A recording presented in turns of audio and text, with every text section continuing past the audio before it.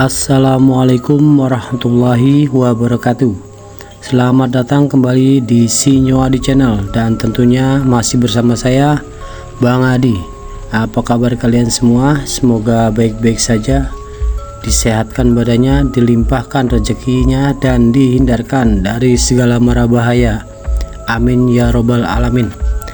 Di kesempatan kali ini saya akan menceritakan sebuah cerita horor dengan judul Tukang Cat di Rumah Korban Pembunuhan. Oke, sebelum lanjut ke ceritanya, yang belum subscribe silakan bisa subscribe dulu dan aktifkan lonceng notifikasinya agar kalian tidak ketinggalan dari cerita saya, yaitu channel Si Nyoadi yang akan selalu membuat bulu kuduk merinding dan juga tidak ketinggalan share and like. Oke, terima kasih. Kita langsung ke ceritanya.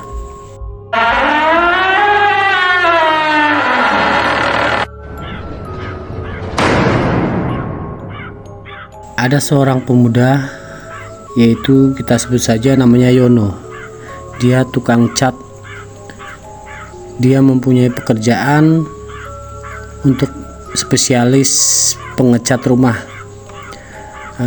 Kejadian ini terjadi di tahun 2014 itu di daerah pinggiran kota lah ya, pinggiran kota daerah Bekasi. Selepas dia pulang kerja, yaitu sebelum maghrib lah ya, jam 5-an dia pulang dari kerjaannya. Dia menelusuri jalan mengendarai sepeda motor. Di pertengah perjalanan, dia yang ingin pulang ke rumahnya, ternyata yang rute biasa dia lewati ada tenda di jalan untuk ada acara apa ya, kayak model pengajian apa gitu. Jadi dia tidak bisa lewat. Akhirnya dia mencari jalan lain. Setelah dia mencari jalan lain, dia menelusuri jalan. Di tengah perjalanan ada anak sekolah lah ya, anak sekolah dari belakang gitu, dari belakang dia naik sepeda motor juga berboncengan lah. Dia sangat lumayan kencang lah naik motornya, menyelip motor si Yono. Setelah itu tidak lama itu dia melewati melewati Yono, dan ada kucing melintas di pinggir jalan, menyeberang jalan lah itu ya. Ternyata ditabrak lah sama pengendara sepeda motor itu, anak-anak sekolah itu. Dan anak sekolah itu yang diboncengi itu menggebuk lah punggung yang menyetir, temannya sendiri. Dan berkata dengan kurang jelas lah, si Yono mendengarnya, berhenti, ada kucing ketabrak. Akhirnya yang nyopirnya itu, yang menyetir motornya itu berhenti, melihat terus langsung jalan lagi, tidak mau tanggung jawab itu anak-anak sekolah itu. Akhirnya si Yono melihat itu kucingnya terkapar. Akhirnya Yono berhenti dan menghampiri si kucingnya itu dengan si kucingnya itu kepalanya pecah lah ya, kasihan sekali kucing itu pecah dan mati lah kucingnya itu. Akhirnya Yono punya inisiatif, Yono membawa kucingnya itu untuk segera dikuburkan, tapi Yono mencari tempat yang bisa untuk dikuburkan. Akhirnya Yono membawa, karena si Yono itu takut darah lah, dia membungkus pakai baju salinnya dia, kan dia pakai baju double lah, dia dibuka bajunya dan dia cuma memakai singlet kayak gitu. Dibawalah si kucingnya tuh mencari tempat-tempat, akhirnya ketemu di perjalanan ada sebuah kayak model kebun, dan berhenti di situ. Si Yono mulai ke pinggir jalan dan menggali tanah pakai tangannya sendiri. Kira-kira adalah 15 menit tanahnya itu digali, dan Yono membungkus kucingnya itu dengan bajunya sendiri, kaosnya sendiri ya, dibungkus karena tidak ada bahan lain, pakainya Yono lah dibungkus. Akhirnya dimasukkan ke dalam tanah itu dan diuruk, dan si Yono berkata kepada si kucingnya itu, "Cing, maaf ya Cing, aku hanya bisa mengubur kamu ala kadarnya karena tidak punya bahan lain, dan saya minta maaf lah kalau emang kurang baik untuk cara mengubur kamu." Akhirnya Yono setelah menguburkan meninggalkan kucingnya itu yang udah dikubur. Nah, waktu itu cuaca sangat mendung sekali. Dalam perjalanan ternyata hujan lumayan deras lah. Yono bingung nih mau meneduh di mana ini. Dilihat rumah sangat jarang, rumah orang-orang di kampung dibilang orang-orang kaya lah ya, rumah-rumah orang kaya, tapi jarang-jarang. Pagar-pagarnya pada ketutup semua. Akhirnya Yono mencari pelan-pelan, badannya sudah lumayan basah lah. Akhirnya adalah itu satu pagar terbuka. Akhirnya Yono merapatlah ke rumah itu dan masuk ke dalam pagar itu dan meneduh di terasnya. Tepatnya ada di depan, pas depan jendela rumahnya itu. Dan Yono bilang, "Pak, Ibu, mohon maaf, saya mau numpang neduh, soalnya hujan." Nah, neduhlah si Yono itu di depan rumah, di terasnya itu. Gak lama, kira-kira 1 menit apa 2 menit lah ya, terdengarlah suara dari dalam itu. "Oh iya Mas, silakan Mas, kalau meneduh, kalau mau masuk aja ke dalam nggak apa-apa."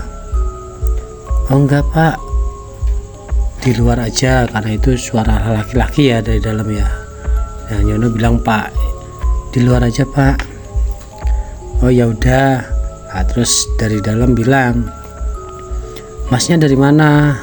"Ini Pak, saya pulang kerja, terus kehujanan di jalan, makanya saya mencari tempat teduhan lah biar nggak kehujanan sampai rumah." "Oh ya udah. Emang kerja apa Mas?" "Ini Pak, saya kerja mengecat Pak, ngecat rumah." "Oh ngecat ngecat ngecat segala sesuatunya?" "Enggak Pak, cuma ngecat ini aja Pak, tembok atau kayu apa-apalah yang di rumah, apa dinding apa gitu." "Oh kalau gitu gini aja Mas, rumah saya kan kotor nih Mas, udah lama nggak dicat, bisa nggak Mas ngecat rumah saya? Nanti segala sesuatunya, bayaran apa-apa semuanya itu bilang aja berapa." "Oh gitu ya Pak, ya udah Mas masuk aja dulu." Akhirnya si Yono disuruh masuk sama yang punya rumah. Akhirnya masuk dan dilihat orang tua, kira-kira umurnya 70 tahun atau 75 tahun lah. dia memakai kursi roda. Sebut saja Pak Supri ya, sebut saja Pak Supri orang tua itu.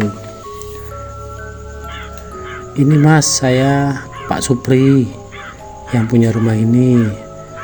Saya tinggal di sini sendirian. Anak saya semuanya di luar kota. Makanya nggak ada yang ngurus lah rumah ini. Oh gitu ya Pak. Bisa nggak Mas mau ngecat rumah saya? Rumah saya ini udah kotor banget. Saya ingin biar rumah ini kelihatan rapi bersih. Oh bisa Bapak, kata si Yono seperti itu. Bisa Bapak. Semua kira-kira berapa ya Mas Yono? Kalau di total harganya sekian Pak. Oh ya udah nggak apa-apa, dikerjakan. Gimana Mas Yono mulai besok? Mulai besok iya bisa Pak, mulai besok Pak. Kebetulan garapan saya baru selesai dan akhirnya deal dengan harganya. Dan Pak Supri bilang, Mas tapi untuk kesehariannya, untuk masalah makan minum saya nggak bisa menyediakan. Gimana kalau saya kasih duit aja dan Mas Yono bisa beli sendiri di warung? Oh iya Pak, nggak apa-apa Pak, tenang aja untuk masalah itu. Saya nanti kan akan bekerja 2 orang, saya dengan teman saya. Ya nggak apa-apa, mau berapa orang aja nggak apa-apa, kata Pak Supri seperti itu. Dan uangnya nanti saya akan taruh di bawah pot di depan rumah, uang dan kunci. Karena apa? Saya nggak tiap hari kemari, Mas Yono, tiap hari nggak kemari karena tidak diperbolehkan sama anak saya karena saya udah tua lah. Begitu ya Pak, nggak apa-apa Pak. Akhirnya semuanya deal dan hujan mereda dan si Yono izin untuk pulang ke rumah dari tempat pendudukan itu di tempat Pak Supri. Akhirnya si Yono pulang dengan sepeda motor itu. Kebesokan harinya dengan waktu pagi jam 7 lah, Yono bilanglah ke temannya. Nah, kita sebut saja temannya si Robi. Rob, ada kerjaan nih Rob di rumah Pak Supri di daerah itu. Setelah itu akhirnya si Robi mengiyakan. Akhirnya berangkatlah si Yono dan si Robi ke rumah Pak Supri itu. Akhirnya sampai di rumah Pak Supri, emang nggak ada, sepi rumahnya. Akhirnya Yono memberanikan masuk dan mengetuk rumahnya Pak Supri. Tok, assalamualaikum. Akhirnya nggak ada jawaban lah. Oh iya, si Yono ingat. Oh iya ding, bapaknya pernah ngomong kemarin segala sesuatunya dari kunci sama uang makan dan uang uang buat uang DP lah, itu beratnya DP buat membeli segala sesuatunya ada di bawah pot di depan rumah di teras. Akhirnya dibukalah potnya itu sama si Yono. Setelah dibuka, oh ya ada duitnya dan kunci. Akhirnya kuncinya itu dibuka sama si Yono, ke pintunya dibuka. Setelah itu dia melihatlah rumahnya sekeliling yang mau dicat, yang mau dan Yono kaget dah. Yono dan si Robi kaget. Rumah sebesar ini kok kotornya minta ampun ya. Nah si Robi diletuk lah seperti itu. Rumah sebagus ini kok kotor, dari dindingnya, plafonnya, terus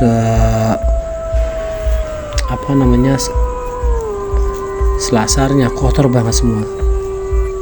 Apa nggak ada yang ini yang membantu buat bersih rumah sebesar ini? Nah, si Yono bilang yang tinggal sini cuma satu, yaitu Pak Supri. Orang juga udah tua dan dia juga pakai kursi roda. Akhirnya si Supri melihatlah si Yono itu melihatlah uangnya. Bener, uang makannya 200 dan uang DP-nya adalah berapa ini ya, kira-kira 1 juta apa 2 juta lah.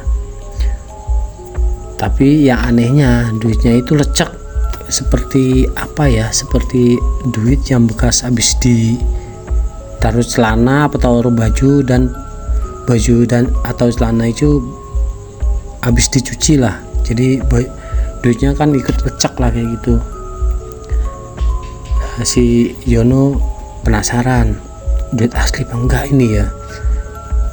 Karena Yono penasaran, dia langsung ke material untuk mencobalah mengecek duit itu sambil mau belanja keperluan buat ngecat loh. Setelah di material, si Yono bilang, kok kan orang Cina lah ya material, kok ini saya mau beli set ini, tenor ini, segala sesuatunya lah ya, tapi maaf boleh dicek kak duitnya itu bener apa enggak. Nah, singkongnya bingung, coba saya lihat, kenapa kok bisa ragu gitu ya, coba aja jajal akhirnya singkong menjajal, akhirnya asli, itu duit asli, walaupun duit itu duit baru tapi lecek lah gitu, asli ya, lega lah si Yono itu, alhamdulillah kalau asli. Akhirnya belanja segala sesuatunya selesai, si Yono balik lagi ke rumah itu, ke rumah Pak Supri. Setelah sampai rumah Pak Supri, si Yono membersihkan rumahnya. Dan tidak lupa si Yono membawa mesin apa ya, kayak model mesin penyemprot lah kayak gitu ya, kayak mesin penyemprot. Dan mesin penyemprotnya itu masih taruh di luar, masih kabelnya juga masih dilipat, masih digulung lah.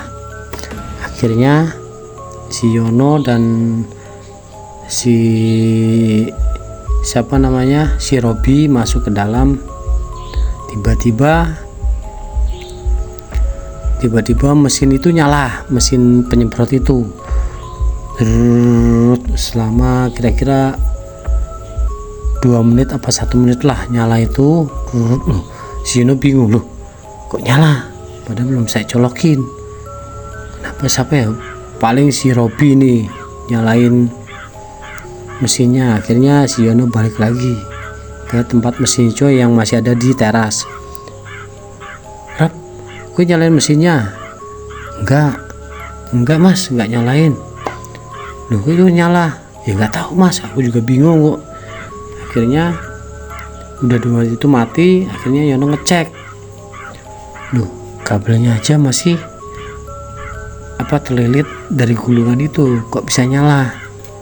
Tapi ya si Yono positif thinking lah, udahlah gak usah dipikirin, mungkin kupingku aja yang rada error ya gitu. Akhirnya si Robi dan si Yono mengerjakanlah itu, kayak yang sawang-sawang tai cicak lah ya di dinding itu dibersihkan semua, bersih dan bekerja lah seperti orang bekerja di pengecatan di rumah, seperti apa kayak gitu. Nah, tepatlah jam 12 siang lebih lah, habis zuhur, si Yono dan si Robi keluar cari makan lah. Ternyata di depan rumah, nggak jauh dari rumah ya,